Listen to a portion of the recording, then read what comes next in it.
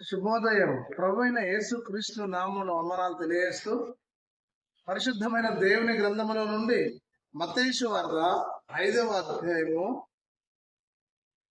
6వ వచనం. సాత్వికులు ధన్యులు, వారు భూలోకమును స్వతంత్రించుకొందురు. దేవుడి వాక్యము మన వెనుకల్లో దీవించిన దాకా సాత్వికమైనటువంటి మనసు కలిగి వారు ధన్యులు, సాత్వికమైన మనసు కలిగిన వారు ధన్యులు, వారు భూలోకాన్ని స్వతంత్రించుకుందరు. యేసు క్రీస్తు సాత్వికుడు, ఆయన దీన మనసు గలవాడు. ఆయన ఎదుట మనము నేర్చుకునవలేను. క్రీస్తు మనల్ని ప్రేమించి ఈ లోకంలో పరమలవాసంగా ఉండడానికి ప్రభువు పిలుచుకున్నాడు.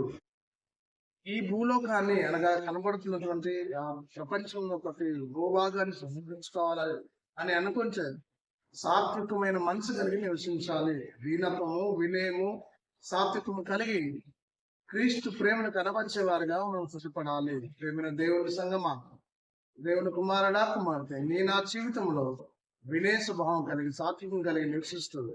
దేవునికి మహిమకరంగా నివసించిన పరిశుద్ధాత్మ దేవుడు సదా తోడే దీవించిన ఆమె.